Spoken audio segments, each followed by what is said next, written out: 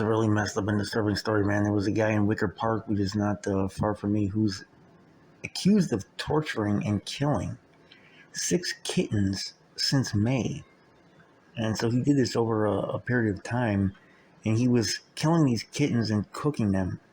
Now, however you feel about animals and eating animals, because I mean, a lot of us, we eat meat, and these animals are killed at these factory farms. However you feel about that, try to take this story in its context and pay attention to the difference in details here. Because he's accused of killing at least 6 kittens, scouring Craigslist ads after each killing to buy a look-alike replacement so that his mom wouldn't get suspicious. So prosecutors said that he recently told his girlfriend, and this is being reported, by the way, by CWB Chicago, shout out them. He was recently told his girlfriend that he enjoyed killing cats and that he had been like that since he was 8 years old. So the Cook County Assistant State's Attorney laid out horrifying, gut-wrenching details, they said, of the allegations during a bail hearing for a guy named Thomas Martell. He's 22. Last Tuesday, she said that some of the kittens were drowned while others may have been microwaved. The judge said, "We're seeing a pattern of going back again and again." They said killing an animal, going out and getting a replacement, kill that one, get a replacement, kill that one, get a replacement. And unfortunately, the judge said this was allowed to continue for a sustained period of time, and numerous animals lost their lives. So she ordered him to pay a $7,500 bail deposit to be released on electronic monitoring. So that would be 10%. The bail was about $75K. To me, that should have been higher, man. So now this gets into the whole question. I know there's people out there that are vegetarians, vegans, that don't eat animals because, it's true. A lot of times these animals get tortured and brutally treated and killed on these factory farms. And I admit, I try to do at least some type of research to make sure that I'm not buying from some place that has a reputation for doing, for being too cruel to these things. This is a very controversial topic, but this was different because, as far as we know, he was not eating these things. So these were not for food. And even if they were for food, I know in certain cultures, they may eat cats and dogs like that, but this seems to just been unnecessary death. In other words, like this was not going to feed anybody. Even if he would have eaten them, you still have to question, would that be necessary? Could he have just eaten from the supply of meat that's already out there?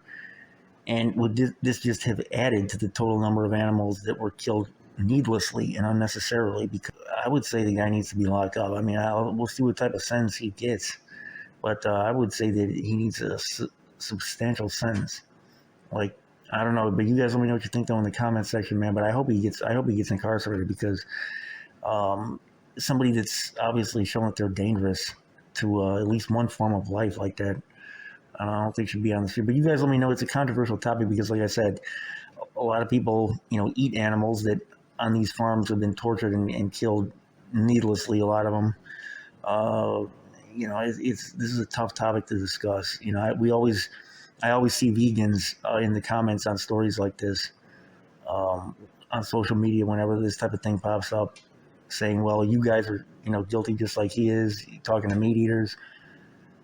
They have a point. There's differences here, though. But you guys let me know what you think. His girlfriend, Martell's girlfriend, who eventually notified police about the abuse, became aware, they said, of a possible problem on May 23rd. An acquaintance had sent her a video of this guy Martell throwing a pillowcase into Lake Michigan.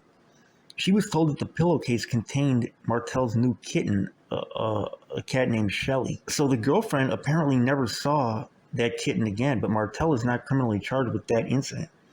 So within a couple of days of Shelly's disappearance, Martell bought another kitten, which he also named Shelly, and an adult male cat named Reggie. He invited his girlfriend to come over to his home on May 26th to meet the new cats. So everything was fine until June 3rd when Martell, while he was drinking and engaging in narcotics use, put the new kitten into a tub of water. His girlfriend allegedly saw him pull the unresponsive kitten from the water and try to revive it by performing CPR on the cat with his thumb. So he put the kitten in water, then took the cat out of the water and was trying to revive the thing with his thumb. And this is while he was high on drugs and drunk. So the next day, he told his girlfriend that the kitten needed more chest compressions. So he took it into the bathroom for about 10 minutes and brought it out dead. She said that he put the kitten into a bag and tossed it down the trash chute. So he immediately searched Craigslist for kittens that looked like the second kitten, eventually finding one in Indiana, and he named it Shelly. So the allegation is that when Martel came home from work on June 5th, he told his girlfriend that he wanted to teach the new kitten how to swim. She said he took it into the bathroom. A few hours later, Martel allegedly removed a bag containing an object consistent with a kitten from the pantry. He said that he told his girlfriend that the new kitten's body was in the bag, which he tossed down the trash chute. Once again, he went on Craigslist and found another kitten that looked like the others. She said that the girlfriend told Martel he had to stop, so he kicked her out, only to immediately call her because he needed money to buy the new kitten. They bought the fourth kitten in Woodstock, and Martel named it Shelly. So the next day, after the kitten peed in its food bowl, Martel became angry and told his girlfriend that the cat needed a bath. About 30 minutes later, Martel emerged from the bathroom with the kitten wrapped in a towel, which he tossed down the trash chute. The next day, June 7th, Martel sent his girlfriend a picture of another kitten that looked like the others, and he asked her for the money to buy it. The couple drove to Burbank and returned with the kitten, which Martel named Shelly. On June 18th, Martel's girlfriend looked at his phone and found horrifyingly graphic videos and photographs of Martel with the fourth kitten. So the images in court were detailed, including one that showed the kitten still alive. It was captioned, "Just before I murdered her." So the woman sent the photos and videos to herself and contacted Chicago police. A few days later, the girlfriend returned to Martel's apartment.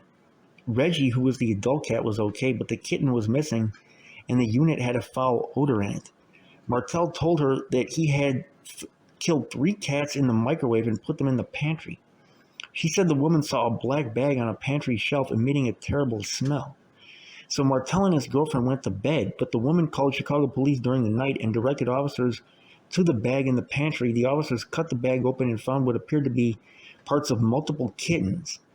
She said that Martel was taken in for a week-long mental health evaluation, and he turned himself into police on Monday. So a private defense attorney was representing him in court, and he told the judge that Martel was scheduled to begin a new mental health treatment program on Wednesday. He works as a roofer.